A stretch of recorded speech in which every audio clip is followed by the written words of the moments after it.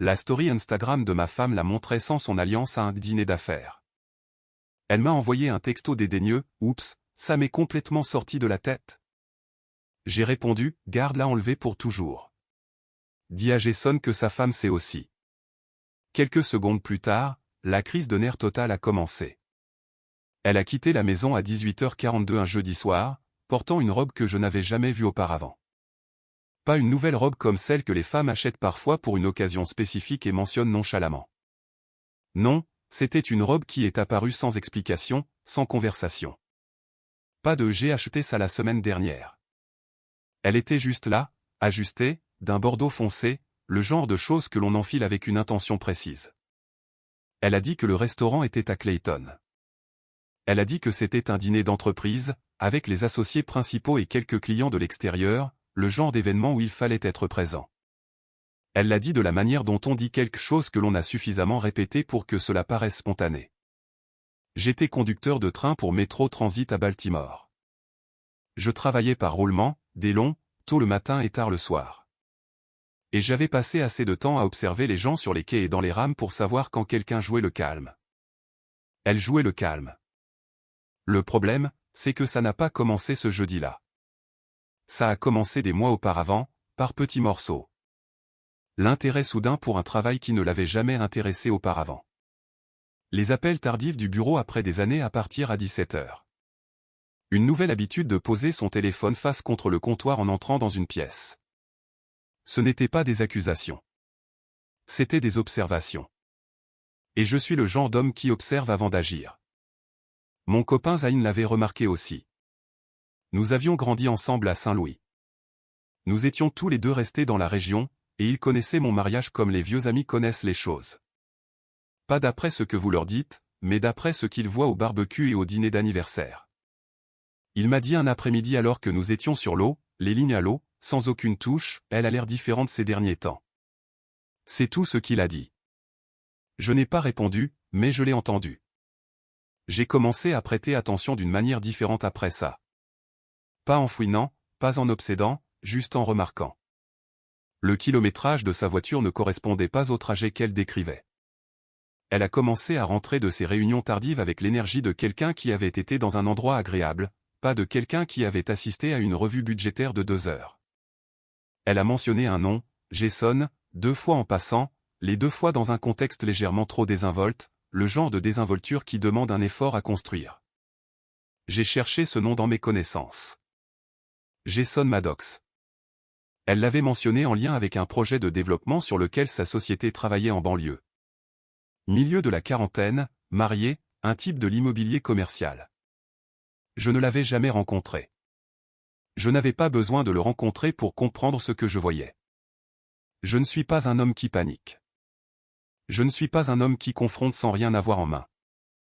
J'ai grandi en regardant mon père gérer les choses avec patience et précision, et je porte cela en moi. Alors, j'ai attendu. J'ai rassemblé des informations. Je n'ai rien dit et n'ai rien laissé paraître. J'ai gardé la même routine.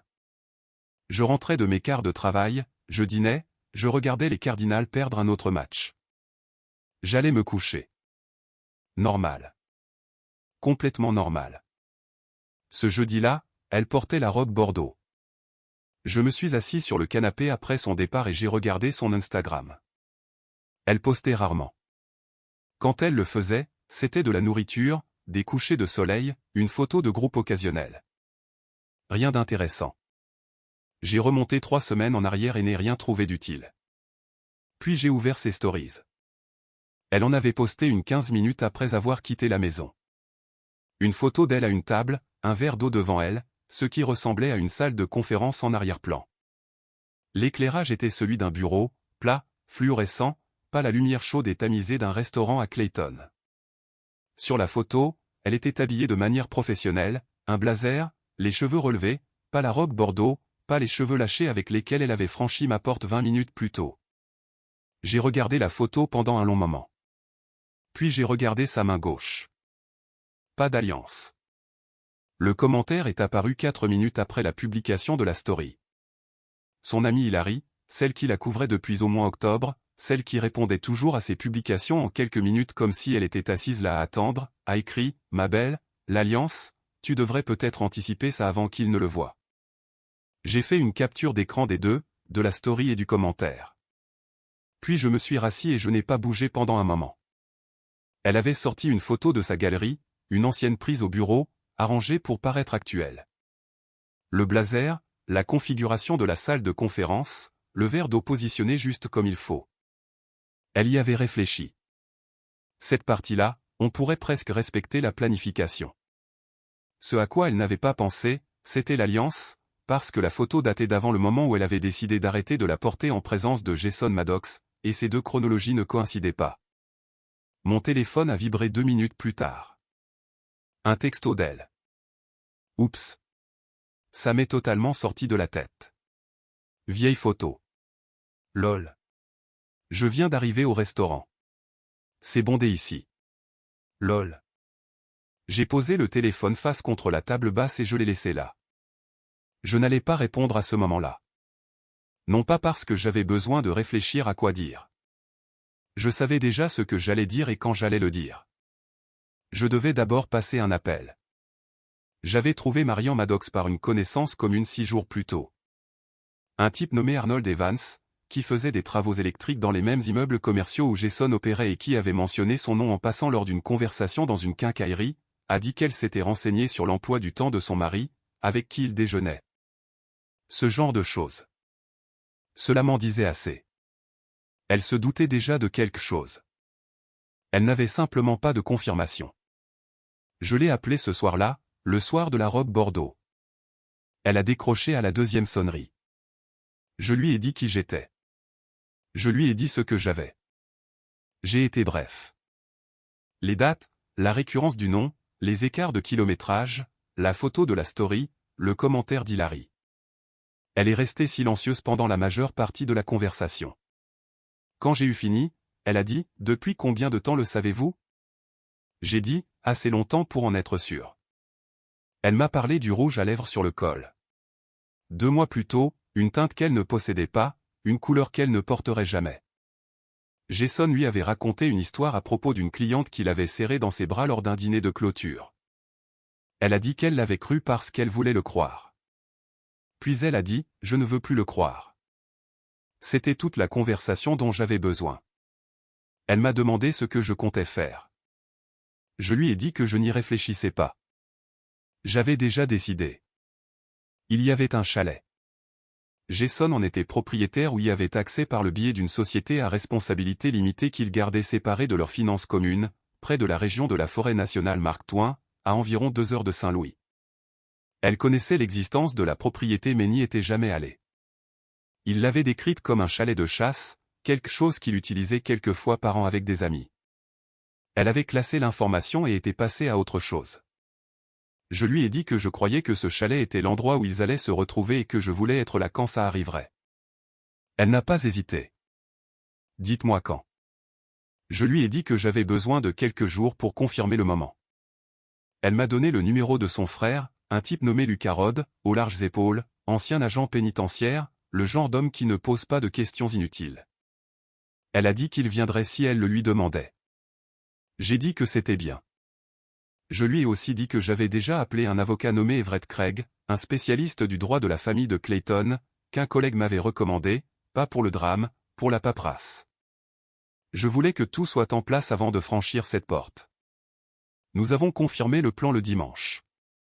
Marian avait trouvé un débit de carte de crédit, des courses près du chalet 2 jours auparavant. Des steaks, du vin, le genre de courses que l'on fait quand on attend de la compagnie. Jason lui avait dit qu'il y allait seul pour réparer un problème de drainage avec un copain du travail. Elle avait souri et dit d'accord. Elle m'avait appelé dès qu'il était parti. Jeudi soir, ma femme a de nouveau envoyé un texto. Le dîner s'est éternisé, je rentre bientôt. Ne m'attends pas. Je n'ai pas répondu à celui-là non plus. J'étais déjà sur le siège passager de la voiture de Marian. Lucas conduisait. Everett Craig suivait derrière dans son propre véhicule. Le GPS indiquait 48 minutes jusqu'au chalet.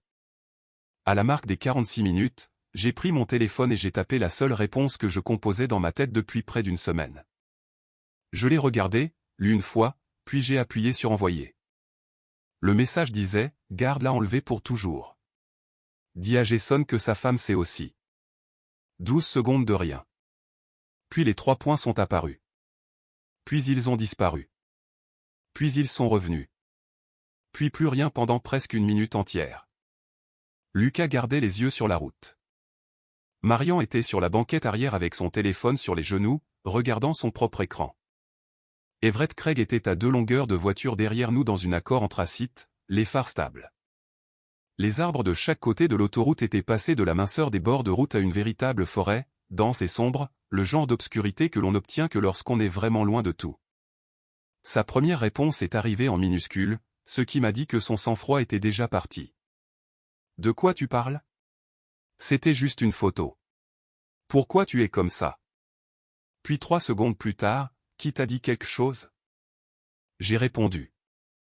Personne n'a eu à me dire quoi que ce soit. C'est la dernière chose que je lui ai envoyée pour le reste du trajet. Elle a appelé 2 fois. J'ai refusé les 2 appels. Elle a envoyé 4 autres textos en l'espace de 8 minutes. Des variations de la même spirale, chacune un peu plus désespérée que la précédente. Le dernier disait, s'il te plaît, appelle-moi. On peut en parler. Quoi que tu penses qu'il se passe, ce n'est pas ce que tu crois. Marian a levé les yeux de son téléphone. Il l'appelle maintenant. Je le savais déjà. Je pouvais l'imaginer. Jason dans ce chalet, la cheminée allumée, toute la scène, prenant son téléphone, voyant son nom et se glaçant. Quelle que soit la version de la confiance avec laquelle il était entré là-dedans, elle s'évaporait en temps réel. Les 2 essayant de coordonner une histoire par texto tout en essayant de deviner ce que nous savions réellement. C'est un type de panique spécifique, celui qui fait que les gens en disent trop. Lucas n'a rien dit. C'était ce genre d'homme, présent sans en faire tout un plat. Il avait conduit 2 heures un samedi soir parce que sa sœur l'avait appelé et le lui avait demandé. C'était la seule raison. J'ai apprécié sans le dire. Mon téléphone a vibré avec un numéro que je ne reconnaissais pas. J'ai décroché. C'est Jason. Sa voix était contrôlée, mais à peine. Le genre de contrôle qui coûte un effort. Je ne sais pas ce qu'elle t'a dit, mais... Jason, j'ai gardé ma voix égale. Tu appelles la mauvaise personne. Ta femme est dans la voiture derrière moi. Tu devrais peut-être réfléchir à ce que tu vas lui dire. J'ai raccroché. Marian a émis un son qui était presque un rire, pas un rire joyeux. Le rire que l'on a quand quelque chose est exactement aussi mauvais que ce à quoi on s'attendait. Et que c'est quand même une surprise. Son téléphone s'est allumé immédiatement. Elle a regardé l'écran puis l'a posé face contre son genou sans répondre. Il peut attendre, a-t-elle dit. Le GPS nous a dit de prendre une sortie de la route principale sur un chemin de gravier marqué par une boîte aux lettres vertes rouillées et sans numéro. Le gravier crissait sous les pneus. La lisière des arbres s'est resserrée. À environ 300 mètres. À travers une trouée dans les pins, il y avait des lumières. Un chalet, de plein pied avec un extérieur en bois, un porche couvert. Sa voiture était garée devant. La Civic grise que j'avais vue quitter mon allée il y a 6 heures. Garée juste à côté d'un pick-up Ford noir immatriculé au nom d'une société immobilière qu'Everett Craig avait retracé jusqu'à Jason Maddox en moins de 48 heures. Lucas s'est garé et a coupé le moteur sans qu'on le lui demande. À travers la fenêtre avant, nous pouvions voir du mouvement. 2 silhouettes. L'une d'elles était déjà à la fenêtre, regardant dehors. La lumière du Porsche s'est allumée. Everett s'est garé à côté de nous et est sorti, mallette à la main, sans se presser. Il a redressé sa veste et s'est dirigé vers l'endroit où je me trouvais. Il avait déjà fait ce genre de choses, pas la confrontation, mais la documentation de celle-ci. Il connaissait son rôle. « Tu es prêt ?» m'a demandé Lucas. J'ai regardé le chalet, la Civic grise, la lumière du Porsche qui brûlait d'un orange contre la ligne sombre des arbres. « Je suis prêt depuis longtemps, ai-je dit. Nous nous sommes dirigés vers la porte. Personne n'a répondu à la porte parce que personne n'est venu à la porte. Nous avons frappé une fois. Lucas a essayé la poignée. Déverrouillée.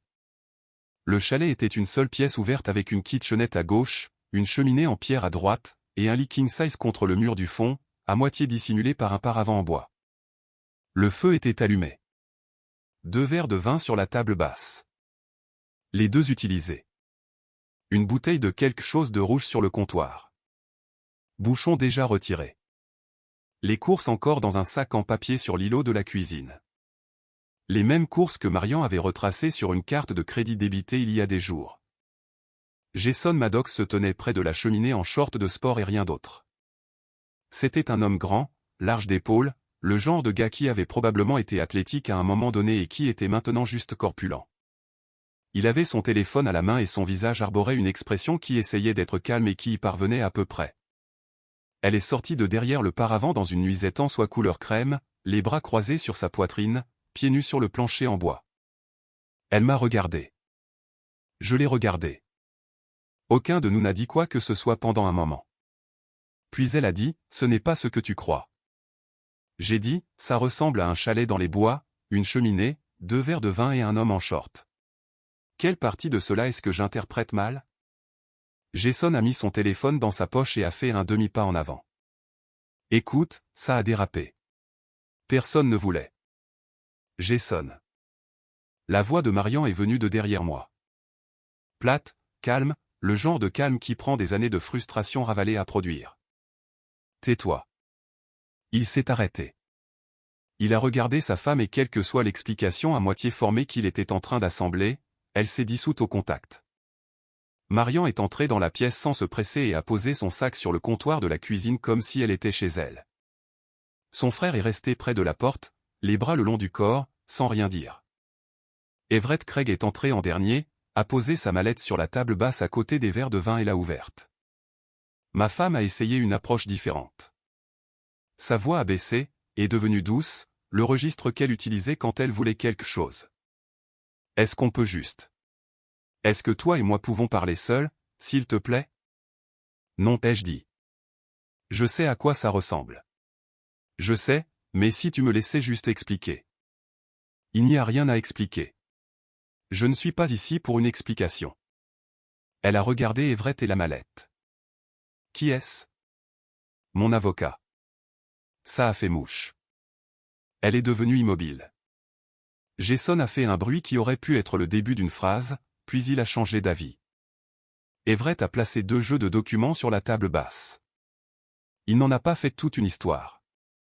Il a dit, ce sont des copies, un jeu pour chaque partie. Vous êtes tous les 2 invités à les faire examiner par votre propre conseil avant de signer, mais le dépôt aura lieu lundi matin quoi qu'il arrive. Ma femme a regardé les documents puis m'a regardé. Tu avais déjà préparé ça. J'ai préparé ça avant que tu ne franchisses la porte jeudi soir. Elle s'est assise sur le bord du canapé. Pas de façon dramatique, plutôt comme si ses jambes avaient décidé de ne plus coopérer. Elle a pris les papiers et les a reposés sans les lire. Puis elle a regardé Jason comme s'il était censé faire quelque chose, dire quelque chose, arranger quelque chose. Il fixait la cheminée. Tu n'as rien à dire, lui a-t-elle demandé. Il a dit, je t'avais dit que c'était une mauvaise idée. Le son qu'elle a fait après ça n'est pas quelque chose que j'ai besoin de décrire.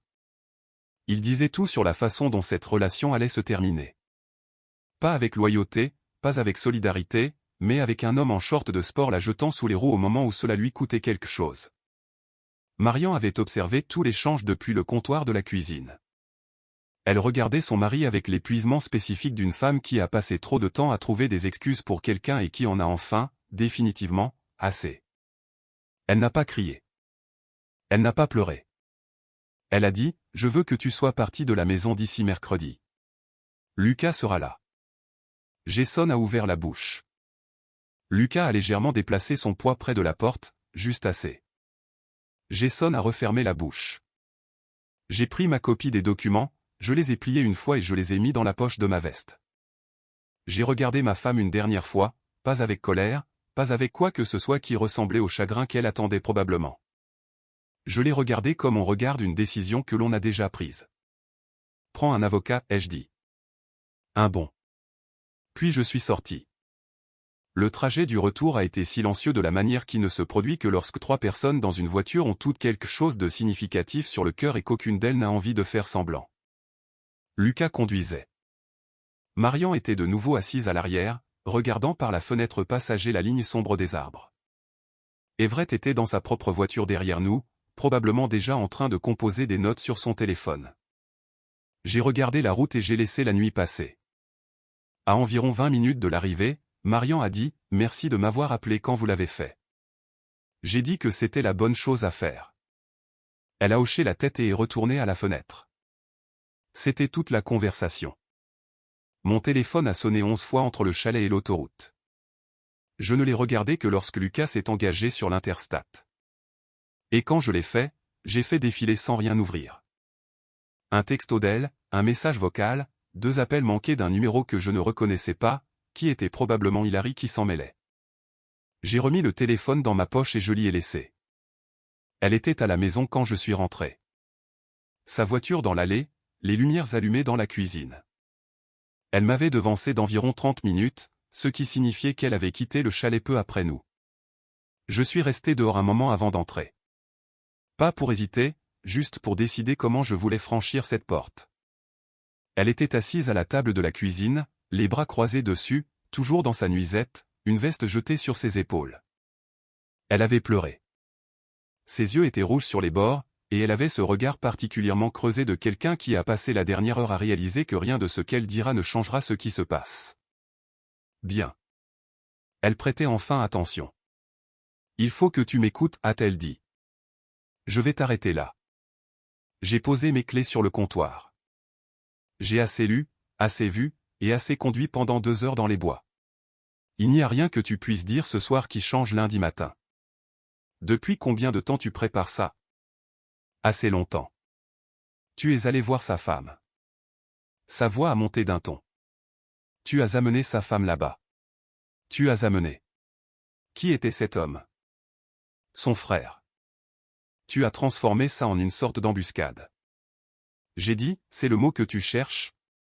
Parce que de mon point de vue, l'embuscade, c'était une fausse story Instagram et 6 mois de dîner d'affaires qui n'ont jamais existé. Elle a pincé les lèvres.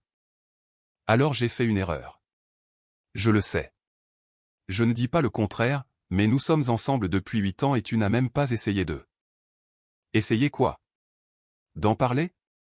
Je t'ai vu construire une histoire de couverture en temps réel et la poster sur Instagram. Tu veux que je croie qu'une conversation était envisageable? Elle n'avait pas de réponse à cela. Elle a regardé la table à la place. L'alliance, ai-je dit. La photo sans l'alliance. Quand est-ce que ça a commencé? Parce que ça m'en dit plus que tout le reste. Elle n'a pas répondu. C'est ce que je pensais. Je suis allé dans la chambre et j'ai sorti un sac de l'étagère du placard. Pas son sac, le mien. Je l'avais préparé il y a 3 jours et l'avais placé derrière une boîte de vieux documents fiscaux où il ne serait pas remarqué. Assez pour une semaine. Vêtements, documents, le disque dur externe avec des copies de tout ce qui était financier. J'avais déjà transféré la moitié du compte joint sur un compte séparé à mon nom le jeudi matin, bien dans les limites de ce qu'Everett avait défini comme légalement propre. L'appartement que j'avais trouvé par l'intermédiaire d'une collègue nommée Belle Stewart était disponible à partir de dimanche. Une chambre dans une maison qu'elle louait au moins le mois, assez bon marché pour ne rien grever. Je suis revenu par la cuisine avec le sac sur l'épaule. « Tu pars ?» Elle l'a dit, ce n'était pas une question. C'est une location, ai-je dit. Le bail est aux 2 noms. Le bureau d'Everett t'enverra les papiers sur la façon de gérer ça. Tu as jusqu'à la fin du mois. Où vas-tu? Quelque part qui n'est pas ici. Elle s'est levée. Alors c'est tout. 8 ans et tu te contentes de. Qu'est-ce que tu voudrais que je fasse, ai-je dit. Pleurer, supplier, retourner là-bas et te demander de t'expliquer à nouveau? J'y suis allé. J'ai vu ce que j'ai vu. Jason t'a déjà dit que c'était une mauvaise idée devant nous tous environ 30 secondes après que nous soyons entrés. Tu n'as pas besoin que je te résume la situation. Elle n'avait plus rien à dire après ça. Elle s'est rassise. J'ai pris mes clés, j'ai vérifié que j'avais mon portefeuille, ma carte de travail, mon téléphone, j'ai regardé une dernière fois la cuisine, pas avec nostalgie, juste pour m'assurer que je n'avais rien oublié d'important. Prends cet avocat, ai-je répété. Everett ne perd jamais. J'ai fermé la porte d'entrée derrière moi et je n'ai pas regardé la maison. Zayn m'avait envoyé un texto plus tôt pour me demander si j'avais besoin d'un endroit où atterrir. Je l'ai appelé depuis le parking d'une station-service à 4 pâtés de maison et j'ai dit oui. Il a dit, viens. J'ai conduit. Le dépôt a été effectué le lundi matin à 9h14, exactement quand Everett l'avait dit. J'étais alors sur un quai à Baltimore, commençant mon service, la ville encore grise et froide sur les bords du matin. Mon téléphone a vibré une fois, Everett confirmant, et je l'ai remis dans ma poche et j'ai annoncé le prochain départ. C'était ça. 8 ans, une robe bordeaux, une photo sans alliance, et un chalet dans les bois, réglé avant le déjeuner. Les semaines qui ont suivi ont eu une sorte de quiétude particulière. Pas la quiétude lourde du deuil, plutôt la quiétude d'une pièce après avoir déménagé tous les meubles et que vous êtes là, à décider de la suite. J'ai été chez Zayn les 10 premiers jours, sur son canapé-lit, qui était à peu près aussi confortable que ça en a l'air. Puis la chambre de Bélé s'est libérée et j'ai emménagé dans la maison de Clearfield. J'ai payé le premier mois en espèces et j'ai sorti mes affaires de la location avant la fin du mois sans une seule conversation qui ait eu besoin d'être répétée. Elle n'a pas rendu les choses faciles, mais elle ne les a pas rendues impossibles non plus. Son avocat, quelqu'un d'un cabinet de taille moyenne à Clayton, pas l'instrument le plus affûté du tiroir, a contesté quelques points qu'Everett a gérés sans sourciller. La répartition du compte joint a tenu. La résiliation du bail était nette. Elle a eu les meubles qu'elle avait choisis. J'ai eu le camion, les outils, le matériel de pêche et tout ce qui était à moi avant qu'elle n'entre dans ma vie. Everett a qualifié cela de l'un des cas les plus simples sur lesquels il avait travaillé en 2 ans. Je lui ai dit que c'était parce que j'avais fait mes devoirs. La situation de Jason Maddox était considérablement moins simple. Marian avait engagé une avocate en droit de la famille nommée Faith Holloway de Saint-Louis. Vive, méthodique, le genre de femme qui arrive à une déposition avec 3 copies de tout et un regard qui dit qu'elle a déjà gagné. La société à responsabilité limitée qui détenait la propriété du chalet a été démêlée en 6 semaines. Les comptes de cartes de crédit que Jason gérait séparément des finances communes, ceux qu'il utilisait pour les dîners, les courses, les séjours à l'hôtel qui précédaient l'arrangement du chalet, ont été assignés à comparaître et exposés noir sur blanc. Faith Holloway les a mis sur une table devant un médiateur et les a laissés parler d'eux-mêmes. Jason était entré dans ce processus en croyant qu'il pouvait négocier en position de force. Il en est sorti en ayant accepté des conditions qui ont rendu Marian financièrement entière d'une manière qui l'a même surprise. Le portefeuille immobilier commercial qu'il avait passé une décennie à construire a été divisé selon des lignes qu'il n'avait pas anticipées et ne pouvait pas inverser. La propriété du chalet, la société, tout l'arrangement a été dissous. Son avocat l'a facturé pour le privilège de perdre. Ma femme s'en est sortie à peu près de la même manière, pas de façon catastrophique, mais pas bien. Elle avait misé sur l'idée que je négocierais par sentiment, que 8 ans ensemble adouciraient le résultat. Everett l'a détrompée sur ce point dès la première session. Elle a quitté le mariage avec ce avec quoi elle y était entrée, ce qui était juste, et rien de plus, ce qui était également juste. Hilary, l'amie qui avait laissé le commentaire sur l'alliance, lui aurait dit qu'elle devait assumer ce qu'elle avait fait et aller de l'avant. D'après ce que j'ai entendu par une connaissance commune nommée Gavin Sparks, ce conseil n'a pas été bien reçu. Marian et moi sommes restés en contact. Cela a commencé de manière pratique, en vérifiant les échéances légales, en comparant les notes sur ce que nos avocats respectifs voyaient, le texto occasionnel quand quelque chose avançait. Puis, vers la 4e semaine, c'est devenu moins pratique et plus simplement 2 personnes qui avaient vécu la même chose de côtés opposés. Parler parce que c'était plus facile que de ne pas parler. Nous nous sommes retrouvés pour un café une fois, dans un endroit près du palais de justice de Clayton où elle avait signé des papiers. C'était un mercredi après-midi. Tous les deux fatigués. Tous les deux dans cette phase spécifique d'un divorce où l'on se sent plus léger que prévu et plus lourd que l'on ne veut l'admettre en même temps. Elle était de bonne compagnie, sens de l'humour sec, direct. Aucune patience pour l'apitoiement sur soi, y compris le sien. Elle a dit quelque chose cet après-midi-là qui m'a marqué. Je n'arrêtais pas de me dire que j'étais paranoïaque. En fait, j'étais juste poli. Je lui ai dit que j'avais fait la même chose pendant environ 3 mois de plus que je n'aurais dû. Elle a dit, nous aurions dû comparer nos notes plus tôt. Ce café s'est transformé en dîner la semaine suivante. Rien d'annoncé, rien de déclaré. Juste 2 adultes qui avaient tous les 2 récemment fermé une porte et se retrouvaient dans le même couloir. Lucas, qui nous avait rejoints pour un verre après, nous a regardé parler pendant environ 40 minutes, puis a dit à Marian en partant, « Je l'aime bien ». Ce qui, venant de Lucas, était l'équivalent d'une ovation debout. Cela n'est pas passé inaperçu. Jason, qui à ce moment-là avait emménagé dans un appartement meublé à Chesterfield et passait apparemment un temps considérable sur son téléphone à surveiller les réseaux sociaux de Marian, lui a envoyé un message la 5e semaine qui réussissait à être à la fois accusateur et délirant. Il avait vu une photo que Marian avait postée, de nous trois à un match des Cardinals, elle, moi et Lucas, fin septembre, dans les gradins supérieurs, des places nulles, mais une vue superbe. Son bras était passé dans le mien. C'était le genre de photo qui ressemble exactement à ce qu'elle était. Des gens profitant de leur samedi après-midi. Le message de Jason disait, « Alors, tu le voyais pendant que nous étions encore mariés. C'est pour ça que tu as pris un avocat si vite. Je veux que ce soit consigné. » Marian me l'a transféré. Je l'ai lu une fois. Puis je l'ai relu parce que même en sachant que l'homme était acculé et irrationnel, la stupidité spécifique de la chose méritait un second regard. Elle m'a demandé ce qu'elle devait en faire. J'ai dit, transfère-le à Faith Holloway. Laisse-la décider si c'est utile. Faith Holloway a décidé que c'était très utile. Un homme qui avait été surpris dans une liaison de 6 mois documentée sur plusieurs relevés de cartes de crédit et dans un chalet enregistré au nom d'une société écran était maintenant en train d'accuser sa femme d'inconduite.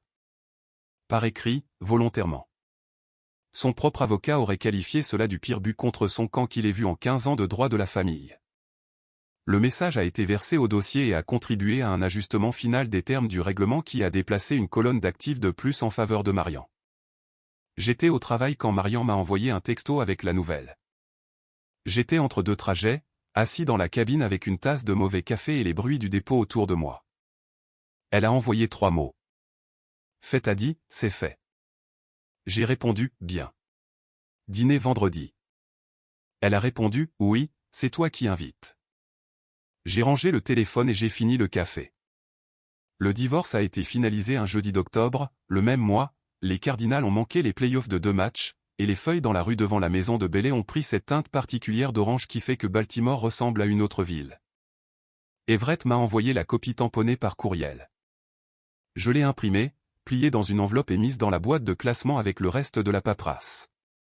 Puis je me suis changé en vieux vêtements et je suis allé au réservoir de Loch Raven avec une canne à pêche et une glacière et je me suis assis sur la rive pendant 4 heures, ne pêchant rien de significatif et m'en fichant pas mal. Sur le chemin du retour, les fenêtres baissées, l'air enfin assez froid pour signifier quelque chose. J'ai pensé à la photo, celle qu'elle avait postée, la salle de conférence, le blazer, le verre d'eau, la main sans l'alliance. Elle avait pensé que cette photo lui achèterait une nuit de plus. Elle lui a tout coûté. J'ai pris l'autoroute et je suis rentré chez moi. Parfois, une personne passe des mois à construire soigneusement quelque chose et puis un petit moment d'inattention fait tout s'effondrer. C'est la nature de la chose. Le frisson de garder un secret, l'excitation de vivre quelque chose en dehors de ce que vous avez à la maison. Ce mélange d'émotions qui vous pousse à couvrir le prochain mensonge et le suivant, jusqu'à ce qu'un minuscule faux pas déclenche une réaction en chaîne. Vous ne pouvez pas l'arrêter. Dans cette histoire, c'était une photo, une ancienne, une main sans alliance, et une amie qui a essayé d'aider et a rendu les choses 10 fois pires. À partir de ce seul détail, il a commencé à tirer sur le fil, tranquillement, patiemment, jusqu'à ce qu'il trouve Marian. Et à ce moment-là, tout était déjà en train de s'effondrer. Il n'y avait rien à sauver.